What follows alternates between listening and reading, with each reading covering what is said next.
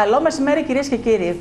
Καλό μεσημέρι, φίλες και φίλοι. Εδώ από τη συχνότητα του Start είστε μαζί μας για να παρακολουθήσετε το πρώτο βήμα. Είναι η πρώτη ενημερωτική εκπομπή της ημέρας, η πρώτη ενημερωτική νότα της ημέρας, εγώ θα έλεγα πιο σωστά, γιατί έχουμε ποικίλα θέματα για σήμερα από την τηλεόραση του Start.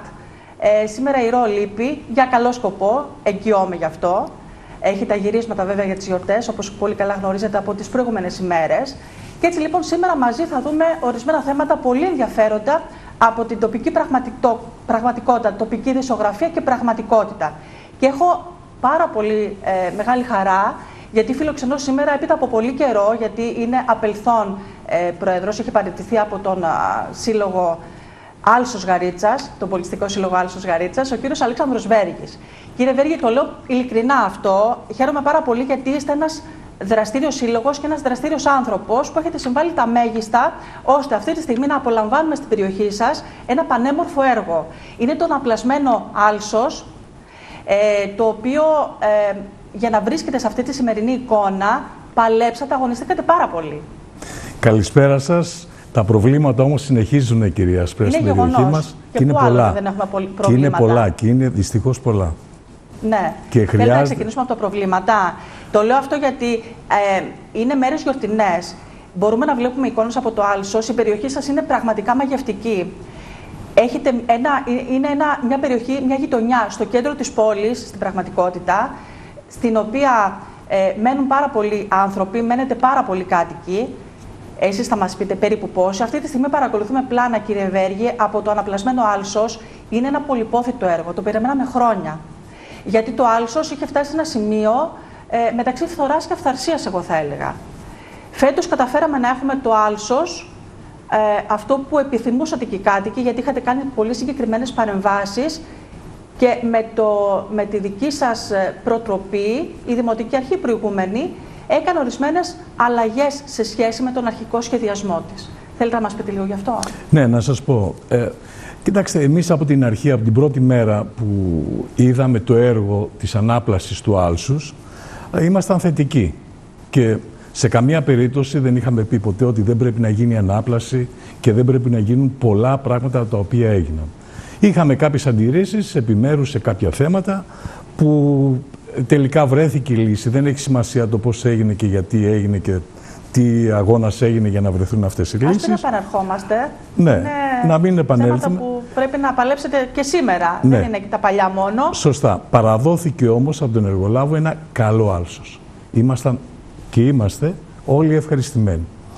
Δυστυχώς όμως από εκείνη τη στιγμή και μετά, ενώ θα έπρεπε ο κανονισμός λειτουργίας, ο οποίος ήταν ήδη έτοιμος από την προηγούμενη Δημοτική Αρχή, από τον κύριο Γιώτη, έτσι, από τον κύριο Χαριώτη, ο οποίος είχε ετοιμάσει με διαβούλευση τον κανονισμό και ήταν έτοιμος. Δυστυχώς ακόμη μέχρι και σήμερα αυτός ο κανονισμός δεν έχει έρθει για ψήφιση στο Δημοτικό Συμβούλιο. Επειδή το θέμα του Άλσους είναι αυτό με το οποίο θα κορυφώσουμε κατά κάποιο τρόπο την κουβέντα μας τη σημερινή, θα ήθελα να αφήσουμε τις λεπτομέρειες για λίγο αργότερα. Θα ξεκινήσουμε όμως και με άλλα θέματα που αντιμετωπίζει η περιοχή σας. Σας είδαμε ως σύλλογο να παρεμβαίνετε πολλές φορές και για διάφορα άλλα θέματα, όπως για παράδειγμα τη ρύπανση του κόλπου της Γαρίτσας, που είναι ένα φαινόμενο αρκετά συχνό. Κοιτάξτε, η ρύπανση του κόλπου της Γαρίτσας, θυμάστε, ήμασταν εκεί όταν βλέπαμε να γίνεται η ρύπανση, ήσασταν εκεί όταν φωνάξαμε τη λιμενική αστυνομία, ήσασταν εκεί όταν επαναλήθηκε πάρα πολλές αυτό το γεγονός και ήσασταν εκεί όταν πήγαμε να διαμαρτυρηθούμε στο λιμεναρχείο για αυτή την κατάσταση. Λοιπόν, τώρα τελευταία και μετά από μια συνάντηση που είχαμε κάνει πριν από 6 μήνες στο χώρο εκεί των αντλειών, έχει βρεθεί μια λύση, ελπίζω να είναι μόνιμη. Δηλαδή να μην ξαναπαρατηρηθούν τα φαινόμενα που είχαμε δει πριν. Χρειάστηκε δηλαδή, κύριε Βέργη, μου εξηγείτε, κάποια τεχνική παρέμβαση να γίνει? Ναι, είχε γίνει κάποια τεχνική παρέμβαση, την οποία βέβαια εμείς δεν είμαστε σε θέση να παρακολουθήσουμε και να την παρακολουθούμε συνεχώς ποια είναι αυτή η εξέλιξη, αλλά πιστεύουμε ότι αυτό θα κρατήσει και έτσι θα συνεχίσει και το καλοκαίρι.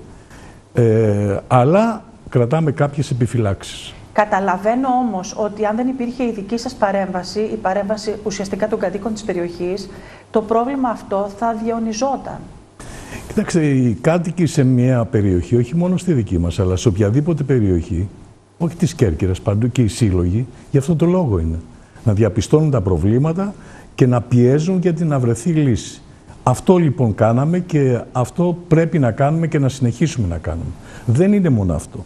Όπως ξέρετε, είχαμε προβλήματα και στον χώρο των Λεωμένων, στον Ανεμόμυλο. Πάμε μερικά μέτρα παρακάτω λοιπόν. Παρακάτω. Στο χώρο των Λεωμένων, στον Ανεμόμυλο. Να ξαναθυμίσουμε ότι οι άνθρωποι μεγάλης ηλικίας και μικρά παιδιά, έτσι, που πήγαιναν με τον παππού και με τη γιαγιά, πήγαιναν εκεί να κολυμπήσουν γιατί δεν έχουν πού αλλού να πάνε.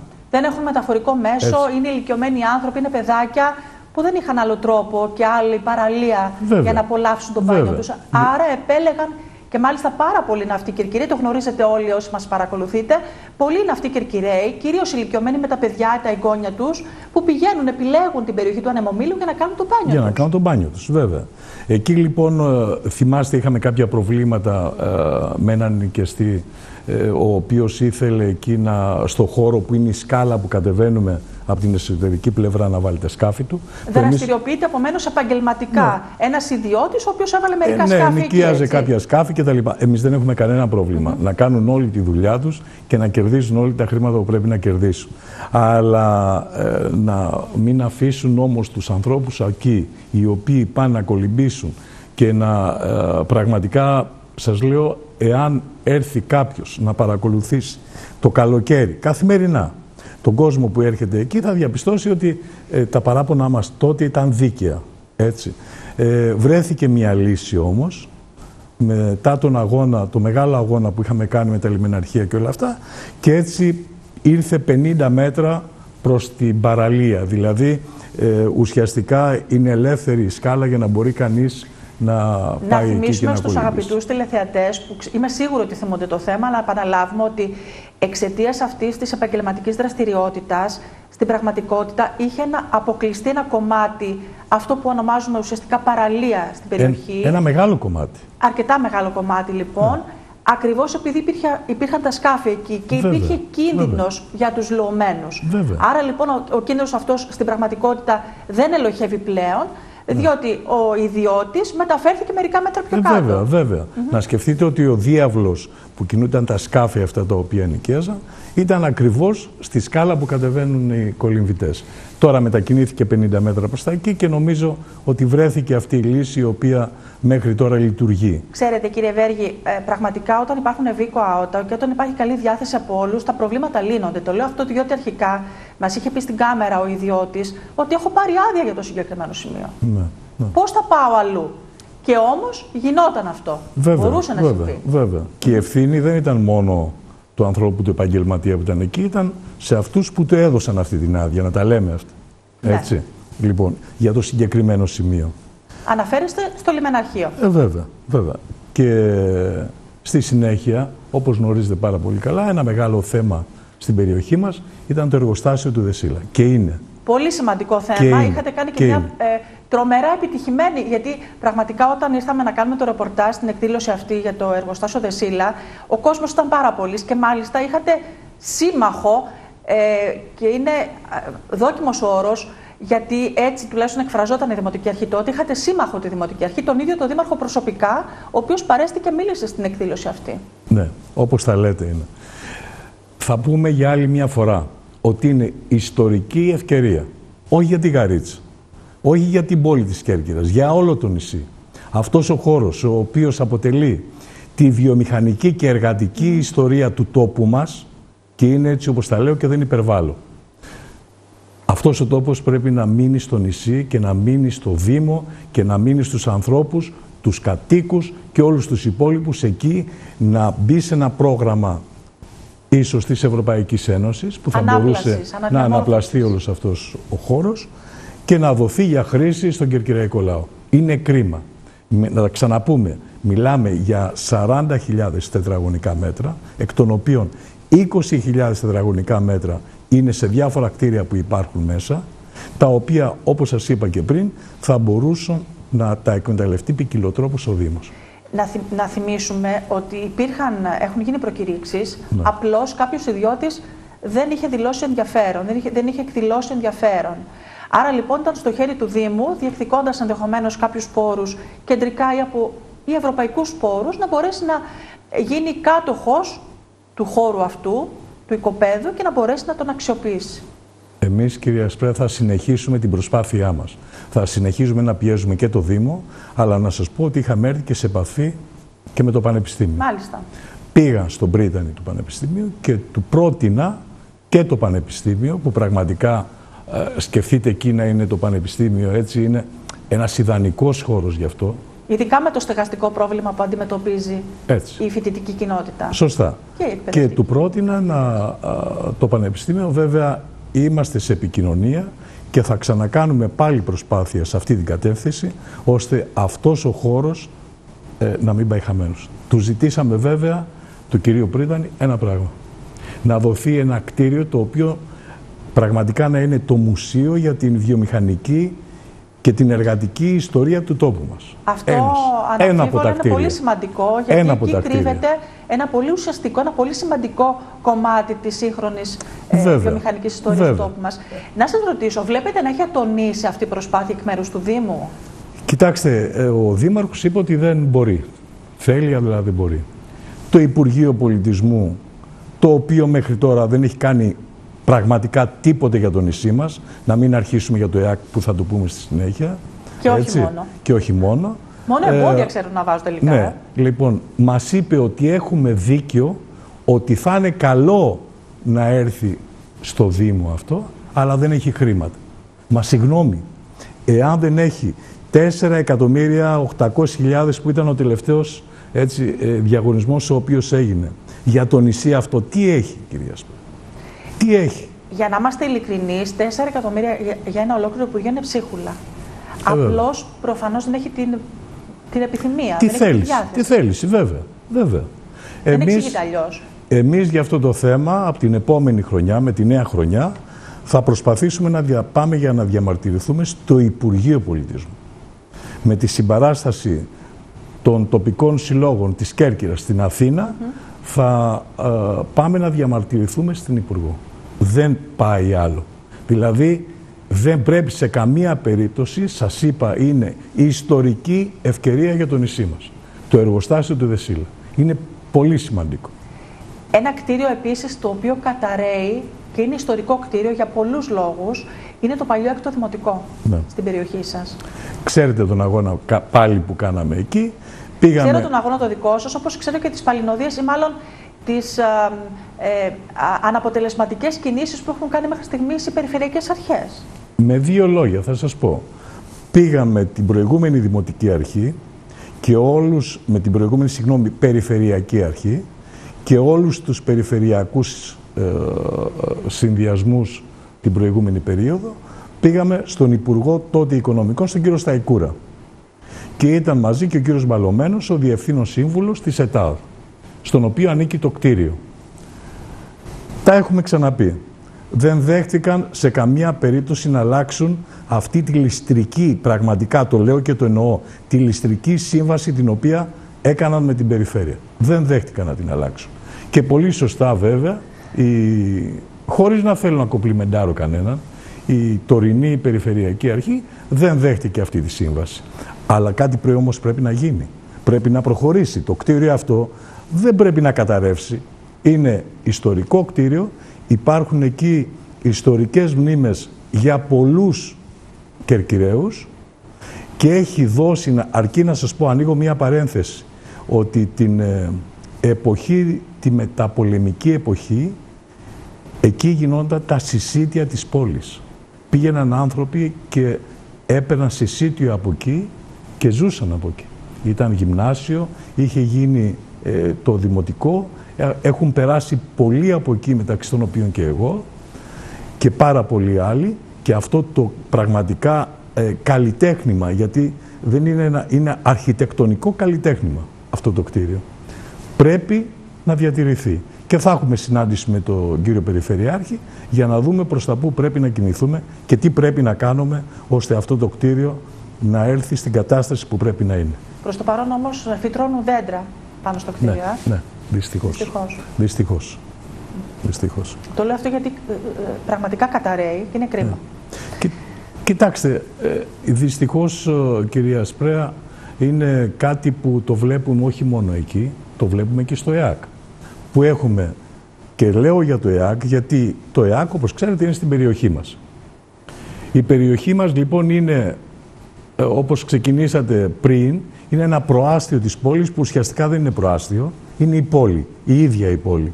Αλλά δέχεται όλη την επιβάρηση της πόλης. Αν θέλετε, είτε με τη βιολόγηση των λιμάτων, είτε με το χώρο στάθμευσης που όλοι όσοι θέλουν να πάνε στην πόλη, έρχονται και σταθμεύουν περισσότεροι από αυτούς στη Γαρίτση. Σωστά. Έτσι. Είναι το αθλητικό κέντρο, το οποίο είναι το χειρότερο στο νησί. Πόσες φορές θα το πούμε.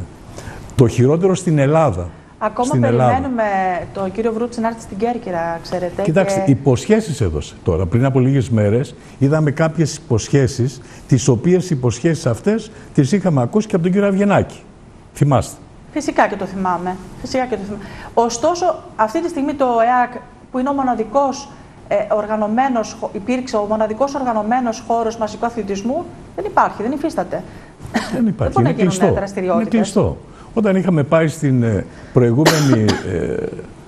στην προηγούμενη περιφερειάρχη και τις είχαμε πει και τις είχαμε εντοπίσει και τις είχαμε δείξει τα προβλήματα τότε, τη μία μέρα πήγαμε και τις δείξαμε τα προβλήματα, έτσι, την άλλη μέρα η απάντηση ήταν κλείνουμε το γήπεδο. Και κλείνουμε και τα γραφεία και τα γραφεία εκεί της Ομοσπονδίας και του ΣΕΓΑΣ. Αυτή ήταν η απάντηση. Λοιπόν, είναι κάτι που πραγματικά, επειδή δεν είναι μόνο ότι είναι στην περιοχή μας, δεν είναι ότι πρέπει να φτιαχτεί, είναι τα παιδιά μας, έτσι. Είναι η νεολαία στην οποία θα πρέπει να δώσει κανείς ένα κίνητρο και ένα δρόμο. Εάν δεν πάει το παιδί να αθληθεί, πού θα πάει. Όλοι ξέρουμε πού θα πάει. Επειδή ο χρόνος σιγά σιγά περιορίζεται, θα ήθελα να σταθούμε στο φλέγον θέμα του άλσους. Ναι. Εξηγήσατε προηγουμένως ότι ο κανονισμός του άλσους ακόμη δεν έχει εγκριθεί, δεν έχει περάσει καν από το Δημοτικό Συμβούλιο. Που είναι πάρα πολύ σημαντικό, γιατί έτσι θα θεσπιστούν ορισμένοι κανόνες, βλέπουμε και πλάνα από το άλσος, για τη χρήση αλλά και για τη συντήρηση του άλσους, που είναι αρμοδιότητα της Δημοτικής Αρχής. Έτσι σωστά. δεν είναι? Έτσι είναι. Λοιπόν, κοιτάξτε, έχουμε πάει πολλές φορές και έχουμε ενοχλήσει τον Αντιδήμαρχο και το έχουμε πει τον κύριο Θεοτόκη. Και το έχουμε πει ότι ο κανονισμός πρέπει να έρθει όσο το συντομότερα γίνεται. Είναι έτοιμος. Είναι έτοιμος περίπου 1,5 χρόνο πριν. Λοιπόν, μέσα στον κανονισμό λειτουργίας υπάρχουν πολλά τα οποία πρέπει να γίνουν. Δεν καταλαβαίνω γιατί δεν έρχεται. Υπάρχει, για παράδειγμα, συμβατική υποχρέωση από το έργο της ανάπλασης να έχει ανθρώπους εκεί οι οποίοι να επιβλέπουν. Βέβαια, και προφανώς, να επιβλέπουν και λειτουργία. Εγώ καταλαβαίνω το εξής. Η συντήρηση αλλά και η ενασχόληση ανθρώπων οι οποίοι θα φυλάσσουν τον χώρο απαιτεί χρήματα. Ναι. Ενδεχομένως η Δημοτική Αρχή να μην δύναται στη δεινή οικονομική κατάσταση που βρίσκεται να τα δαπανίσει αυτά τα χρήματα. Εμείς τους δώσαμε τη λύση. Και είναι και λογική και μπορεί ο καθένας να τη δει ότι έχουμε δίκιο σε αυτό που λέμε. Ανταποδοτικά λοιπόν όλα τα τέλη που εισπράττει από τα καταστήματα που είναι στο άλσος να ξαναγυρίζουν στο άλσος. Δηλαδή... Ναι, αυτό είναι μια καλή ιδέα πραγματικά, έτσι μου ακούγεται. Μα είναι λογικό, κυρία Σπρέα.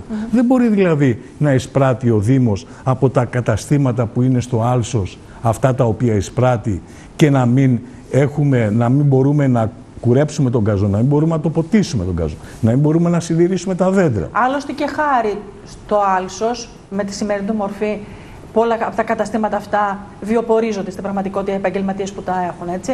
Ναι. Άρα είναι σωστό ανταποδοτικά να επιστρέφει ένα μέρος των κερδών για τη συντήρηση του άλσους. Βεβαίως. Εμείς στη συζήτηση που θα γίνει στο Δημοτικό Συμβούλιο για τον κανονισμό λειτουργίας θα είμαστε εκεί και θα τα ζητήσουμε όλα αυτά.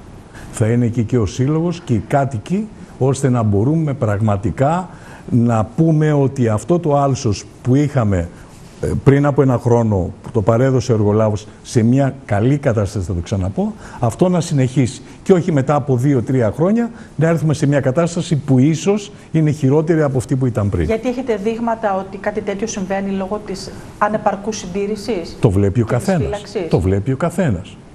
Δηλαδή, εάν θα δείτε Σήμερα πώς είναι, και δείτε και τις φωτογραφίες, έχουμε κρατήσει φωτογραφίες. Από όταν παραδόθηκε από όταν παραδόθηκε, θα δείτε ότι η κατάσταση είναι ευθύνουσα, έτσι, πηγαίνουν πάμε προς τα κάτω. Αντί να συντηρήσουμε μια ωραία πραγματικά κατάσταση που υπήρχε εκεί, βλέπουμε κάθε μέρα και χειροτερεύει. Αυτό που αρχικά είχαμε αντιληφθεί και κάναμε και ρεπορτάζ γι' αυτό είναι ότι δεν υπήρχε το σωστό πότισμα στο γρασίδι. Από τη μια αυτό θα μπορούσε να είναι και αποτέλεσμα δολιοφθορών, όπως είχε πει τότε. Ελάτε τώρα, ποιος θα πάει τώρα να πάει να κάνει δολιοφθορά. Σας λέω, σας μεταφέρω τι μας είχαν πει τότε. Ναι, ναι. Έτσι. Από την άλλη, παρατηρούμε βέβαια ότι και οι χρήστες του άλσους δεν επιτρέπουν πάντα να βρίσκεται το άλσος στην καλύτερη δυνατή εικόνα. Σωστά, του. Σε αυτό έχετε δίκιο. Είναι τα σκουπίδια, είναι τα κατοικίδια που βγάζουν για βόλτα. Σε αυτό έχετε δίκιο. Αλλά με τον κανονισμό αυτά προβλέπονται, έτσι, και από εκεί και πέρα κάποιος όμως πρέπει να τα ελέγξει. Έτσι. Ναι. Να ελέγξει εάν ο κύριος ή η κυρία που πηγαίνει με το σκυλάκι μαζεύει τα περιτώματα από τα ζώα, θα πρέπει να το ελέγξει κάποιος. Όπως επίσης αυτό που θα πει κανείς σαν πρώτη δικαιολογία ότι κάποιο τμήμα από το γρασίδι του άλσους έχει ξεραθεί και θα πει μα δεν είχαμε νερά, δεν είναι έτσι, δεν είναι η αλήθεια. Όλοι παρατηρήσαμε το καλοκαίρι που πέρασε ότι σε κάποια σημεία το νερό είχε σπάσει κάποιο μπέκ ή είχε τρυπήσει ο σωλήνας και έβγαινε με πολύ δύναμη σε ένα σημείο και κάποια άλλα σημεία δεν ποτίζονταν όπως πρέπει να ποτίζονται. Ναι, έτσι. Αυτό λοιπόν, είναι γεγονός. Θα πρέπει να υπάρχει φύλακας. Όπως και να έχει όμως, υπάρχει δεν υπάρχει ένας κανονισμός λειτουργίας, υπάρχουν κυρώσεις όταν σπάς δημόσια δηλαδή περιουσία. Κάποιος πρέπει να τις διαπιστώσει όμως. Ή όταν, ναι, έτσι κι αλλιώς δηλαδή υπάρχει ένα γενικό πλαίσιο κανόνων. Δεν χρειάζεται να υπάρχει ένας συγκεκριμένος κανονισμός του άλσους. Ναι, ναι. Ωραία. Επειδή μας μένει πολύ λίγος χρόνος, να πούμε ότι προετοιμάζεστε σε περίπου ένα μήνα από τώρα, ναι, 21 Ιανουαρίου, για την εκλογοαπολογιστική γενική σας συνέλευση. Θα έχουμε γενική συνέλευση στην αίθουσα εκδηλώσεων του 6ου Δημοτικού Σχολείου, σε αυτόν τον πολύ ωραίο χώρο. Και... Όχι το 6ο, το παλιό σχολείο, όχι το 6ο, μακάρι να έρθει η στιγμή, 6ο Δημοτικό Σχολείο. Μακάρι να έρθει η στιγμή που να μπούμε σε αυτό το κτίριο, το παλιό, το 6ο, το Δημοτικό, ναι, και να το δούμε έτσι όπως πρέπει να είναι. Λοιπόν, στο καινούργιο 6ο λοιπόν, το Δημοτικό Σχολείο, που ο διευθυντής εκεί είναι πολύ συνεργάσιμος και τον ευχαριστούμε για τη βοήθεια την οποία μας έχει δώσει. Εκεί λοιπόν θα κάνουμε την εκλογοαπολογιστική συζήτηση. Επίσης εκεί θα αλλάξουμε κάποια άρθρα του καταστατικού μας και θα προχωρήσουμε στις εκλογές. Άρα σε ένα μήνα εκλογές. Άρα 21 Φεβρουαρίου ένα μήνα μετά την εκλογοαπολογιστική θα έχουμε εκλογές. Θα έχουμε εκλογές. Σωστά. Ναι. Να τολμήσω να ρωτήσω αν θα διεκδικήσετε να είστε εκ νέου πρόεδρος. Κοιτάξτε, είναι νωρίς ακόμα. Κοιτάξτε, όπως τώρα που είμαι στο Διοικητικό Συμβούλιο του Συλλόγου, έτσι θα συνεχίσω να είμαι. Τώρα από εκεί και πέρα, αν θα είμαι πρόεδρος, είναι, ξέρετε, και θέμα των μελών του ΔΣ που θα προκύψει. Εγώ πάντως κρατώ ότι σε αυτό το λίγο διάστημα, γιατί στην πραγματικότητα είστε ένας νεοσύστατος σύλλογος, να το θυμόμαστε αυτό. Εκπροσωπείτε μια μεγάλη περιοχή, έχετε πολλά μέλη, όμως στην πραγματικότητα είστε ένας νεοσύστατος σύλλογος, για την ίδρυση του οποίου, η ίδρυση του οποίου ήταν ως αναγκαιότητα ήταν εξαιτίας των προβλημάτων που υπήρξαν με το άλσος. Έτσι. Σωστά, να το θυμίσουμε αυτό. Γιατί το λέω αυτό? Διότι πολλές φορές λέμε ας φτιάξουμε ένα σύλλογο. Εκεί πέρα υπήρχε πραγματικά ανάγκη, γιατί συνειδητοποιήσατε ως κάτοικοι της περιοχής ότι κάτι πηγαίνει στραβά εδώ και εμείς θέλουμε να το εμποδίσουμε. Έτσι δεν είναι? Σωστά τα λέτε, αλλά πιστεύω ότι δεν είμαστε ένας σύλλογος. Είμαστε ο σύλλογος που αντιμετώπισε και αντιμετωπίζει πολλά προβλήματα και θα προσπαθήσουμε για τη λύση τους. Είμαστε ένας σύλλογος ο οποίος σε τόσο πολύ μικρό διάστημα έφτιαξε μια απίστευτη χοροδία.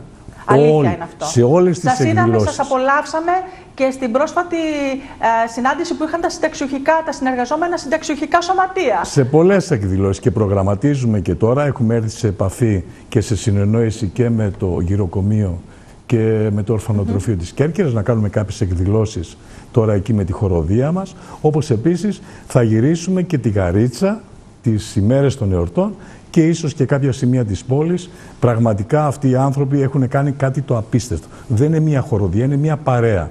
Πραγματικά είναι μια παρέα, η οποία το ευχαριστείται και ευχαριστεί και τον κόσμο τον οποίο την παρακολουθεί. Να είστε καλά, κύριε Βέργη. Σας ευχαριστώ πάρα πολύ. Είχαμε καιρό να τα πούμε.